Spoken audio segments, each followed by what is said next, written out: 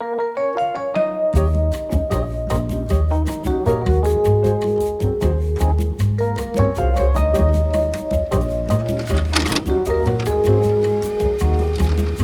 one of my previous videos, I got this comment from one of you guys.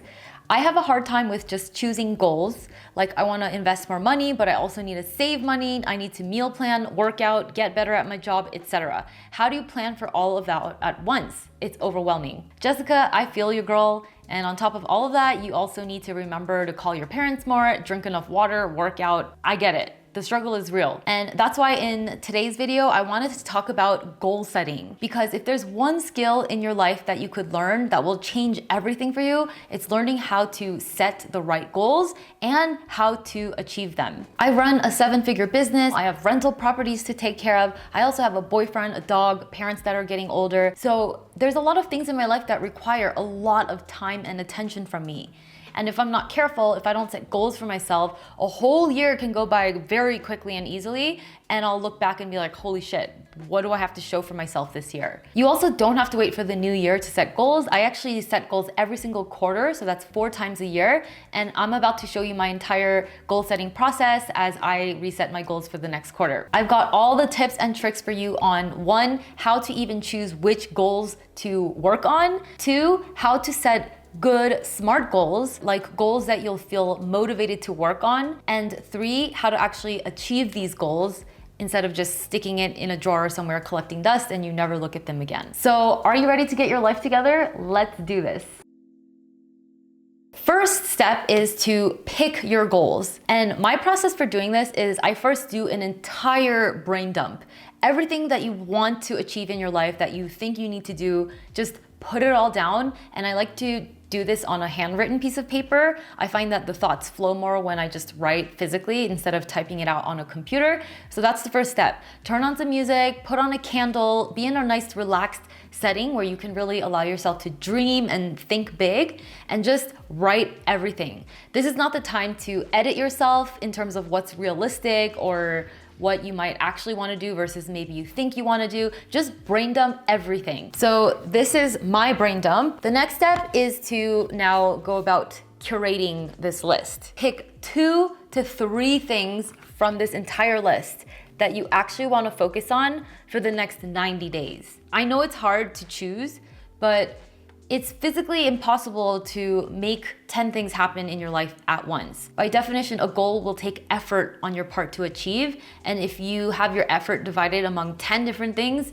you're not gonna achieve any of them. Less really is more. And just because you choose 2 to 3 things and don't work on the other stuff in the meantime, doesn't mean those other things won't eventually get done too, just not right now. You can only focus on 2 to 3 things at a time. And for anyone who is considering not following my advice and choosing like 5 or 8 or 10 goals to focus on at a time, please don't do that, because when you are going for new goals, you're gonna be working towards those goals on top of everything you already have to do to maintain your life and just maintain the status quo. So when you're trying to create something new in your life, honestly, 2 to 3 I found is the best number. So with this bird's eye view of everything, go ahead and circle 2 to 3 things that are most important to you right now. And in order to help you decide, here are some questions that will help you narrow it down.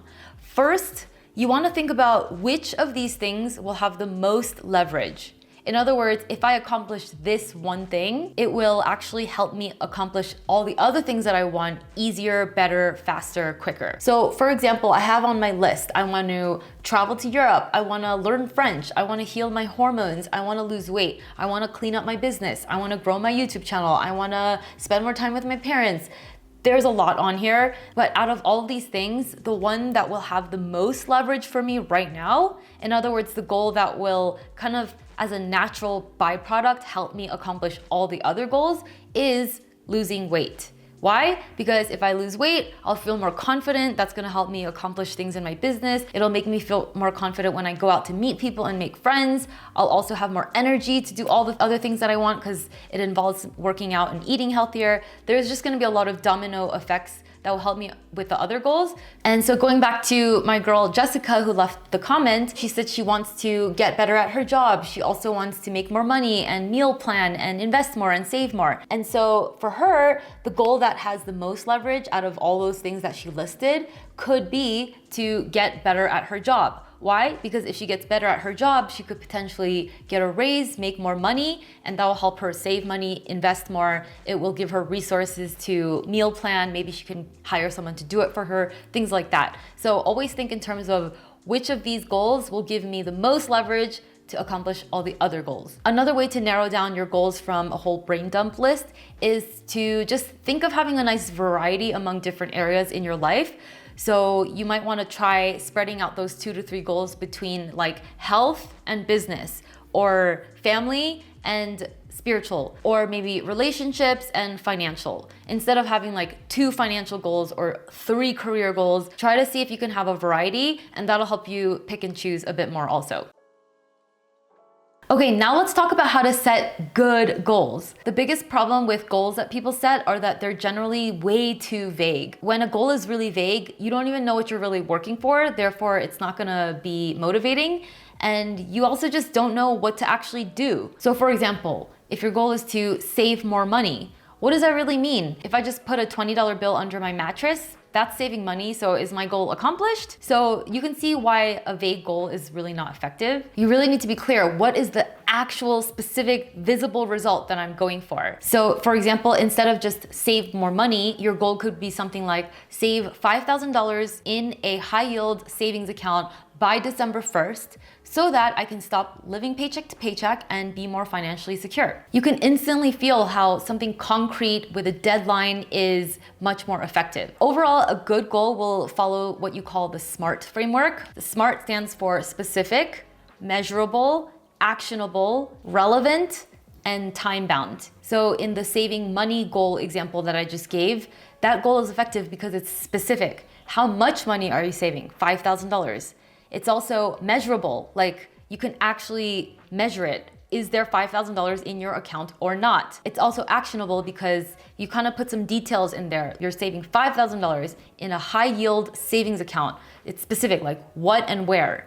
It's also relevant because you kind of included your why, because you want to stop living paycheck to paycheck. You also want to be financially secure. A really good goal has sort of an emotional reason behind it. And last but not least, it's time bound.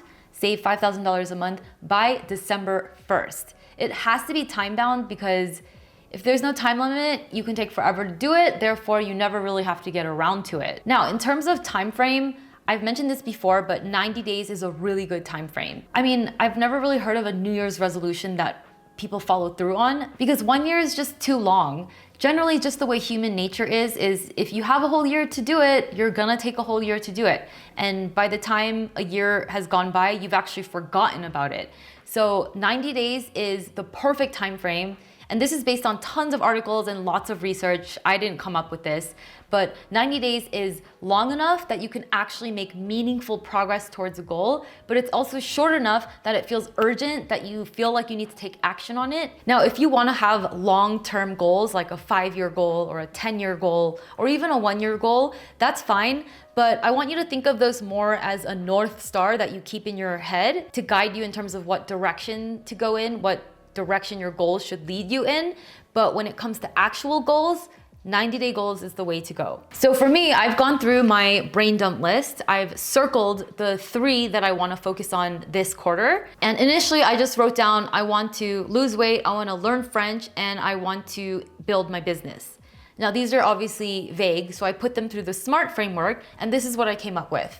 1, work out every day, Monday through Friday at 9:30 a.m. by September 30th, so that I can wear all my favorite clothes again and feel super confident again on video. For the learn French goal, I put do 1 French lesson every single day on Babbel, which is a language learning app, and do this every day until September 30th so that I can communicate with my boyfriend's family when we visit them in France for Christmas. And then for my build my business goal, I made that more specific into publish a top quality YouTube video and email newsletter every single week so that I can eventually write a best-selling book. So you see how each of these goals went from very vague to really specific, time-bound with an emotional reason behind it. Something you may have noticed is a lot of my goals are about recurring actions. Work out every day, Monday through Friday. Do one French lesson every day until September 30th. I prefer this more than like become fluent in intermediate French by September 30th.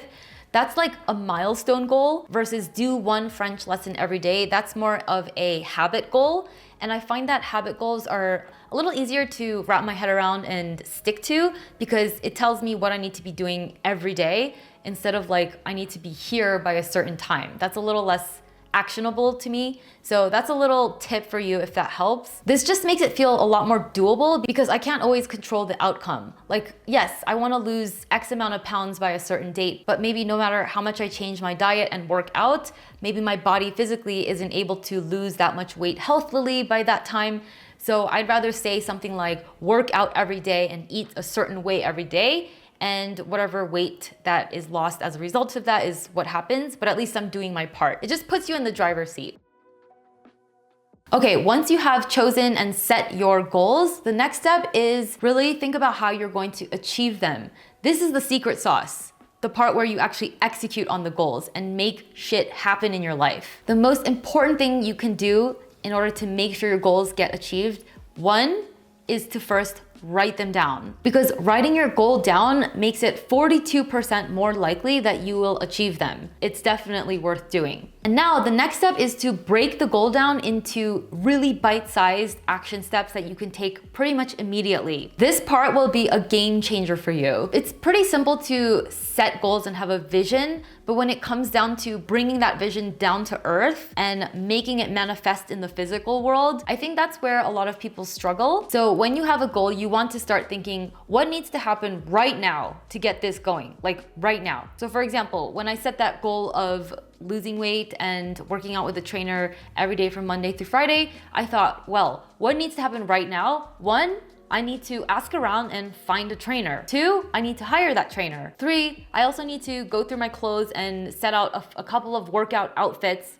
that I can use every day. And four, I also need to buy some weights or maybe resistance training bands. I'm gonna need to have some sort of equipment and a place in my house to work out. So you see how I took like a pretty big ambitious goal into really no-brainer kind of to-dos that I could do literally in the next few hours. Another example is if your goal was to save $5,000 by December 1st or whatever, then the breakdown of what needs to happen next would be one, research a couple of options for high yield savings accounts online. Two, open that savings account. Three, research 3 meal prep recipes that I can rely on to save money on groceries. 4, set up an automatic transfer from my checking account of $200 into this new savings account. So once you have broken down your goal into immediate next few action steps, the next step now is to schedule all of this into your calendar.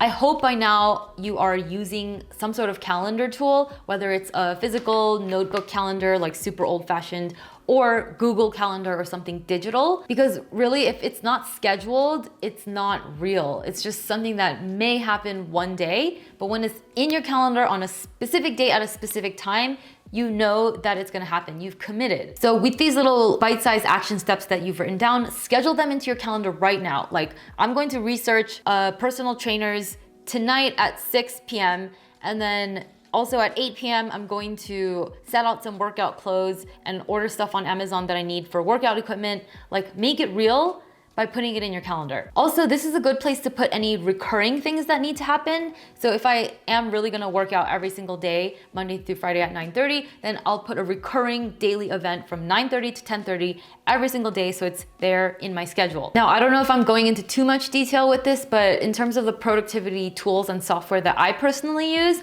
I use Google Calendar, and I also use a task management software called Asana. And Asana is basically like a high-level to-do list that you can organize in projects. And so whenever there's a big project that I'm trying to accomplish, I'll break that out into tasks, and then I'll assign myself tasks every day. And then when it's an actual appointment where I have to show up at Zoom or at a specific place at a certain time, then I'll put that in my calendar, in Google Calendar.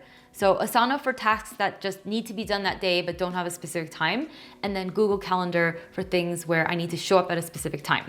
That's kind of how I use the two, and it works really well for me. I've also heard plenty of good things about Notion, So you find whatever works for you. Initially, when I started this, I did everything on an analog notebook calendar and I would write everything down by hand. And by now I've evolved into something a little more digital and modern. And the last tip in order to achieve your goals is every day, remember to try and connect your tasks, or at least the majority of your tasks, to your goals. I actually talked about that in this video here, but it's so important to not get swept up in the everyday hustle and bustle and end up spending days and days and weeks of your life and realizing you have done nothing towards your actual goals. So the way I make sure my daily tasks are connected to my goals is on my daily to-do list, which I have in Asana, I have something called today's big 3. And these are the 3 to-do items that if I just do those and nothing else for the day, I will feel accomplished and I will have made some progress towards my goals. Sometimes I have to put out fires, sometimes stuff comes up and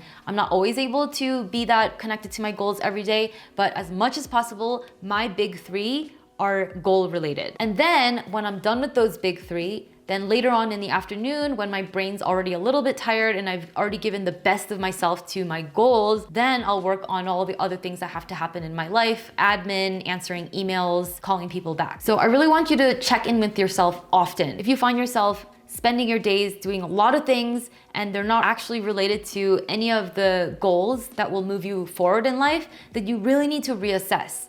Maybe you need to let go of some commitments. Maybe you need to let some people down. Call them and say, hey, this thing that I said that I would be a part of, I can't do it anymore. I'm really sorry, but I just need to focus on other things that are important to me right now. If you're anything like me, you're a people pleaser and you want to say yes to everything, and then later on you end up being resentful. So in that case, first, learn how to say no in the first place. And if you've already overcommitted yourself, it is sometimes okay to back out. Something else you might have to do is find ways to delegate or get some help. Maybe you need to ask your partner or your friends or your family to step in and take some of these things off your plate. I don't have kids, but maybe if you have kids, maybe you need to ask your partner to take care of them in the morning so that you can work on writing your book or whatever your goal is. Maybe you need to hire some help. You don't have to have a ton of money to maybe get a couple hours of help from like a personal assistant or a virtual assistant these days. With websites like TaskRabbit and Upwork, it's really easy to find very qualified people at low hourly rates to do certain things for you. Basically, you have more control over your time than maybe you think, and you just need to design your life, like carve out the time, find a way to make time for your goals. Prioritize yourself more than prioritizing doing things for other people and making other people happy. All right, and one more thing to achieve your goals. This is like a super tip, is when you write down your goals and you plan them out and schedule it in your calendar, also write down a list of everything that could potentially derail you. And usually you'll have a really good idea of what those are already. So for example, in my working out every day with my trainer goal, I already knew that the things that could derail me are, if I am binge watching a Netflix series, I'm gonna wanna watch more episodes and then I'm gonna go to bed late and then I'm not gonna be able to wake up for my workout session. I already know that that's something that will most likely happen. So write down those obstacles and then figure out how you're gonna deal with those right now before they've already happened. So in my case, I've decided to be proactive and I'm gonna just finish binge watching the Netflix series that I'm addicted to right now, and then I'm not gonna start another one. Like while I'm doing this whole workout goal, I'm not gonna be watching Netflix series. If I'm watching anything, it'll be like movies or something that doesn't encourage me to stay up late binge watching. Another example is if you already know that you have trouble saving money because you always end up ordering Uber Eats when you get home and you're tired, so you spend way too much on eating out, why don't you deal with that now? Go to Trader Joe's, Whole Foods, and buy a bunch of frozen meals that you can just take out of the freezer and put in the microwave. Like, you already know exactly how you are and you already know exactly what tends to stop you, so just deal with those now. As for my final thoughts, if you don't achieve your goal, remember to not beat yourself up. Goal setting and achieving goals it's a skill. It's something you will get better at over time. It's also important to be kind to yourself. Like if you don't achieve a goal, maybe it's because you didn't deal with obstacles ahead of time, like we talked about. Maybe you set a little bit of an unrealistic goal that physically couldn't be achieved in a 90-day time frame. So in that case, you don't have to give up on it. You just kind of adjust your goal to be a little more realistic. Another thing is maybe stuff in life just comes up. Like for example, I had this goal of studying French and working out and losing weight since the beginning of 2023, but I really haven't been able to work on those until this quarter because I had a home renovation that was just dragging on and on and on, and it was throwing off everything in my life. So I just wasn't able to work on the goals even though I wanted to. But instead of feeling bad about myself, I realized, you know what? Like stuff came up that I couldn't have predicted, and it is what it is. That's life. Maybe family members get sick, just stuff happens. So make sure to just like roll with the punches and just keep going. Anyway, this was my process for goal setting. Thanks for hanging out with me today while I set out my goals for Q3 of 2023. Let's finish strong this year. I really hope you found this helpful, and yeah, thank you so much for watching, and I'll see you in the next video. Bye.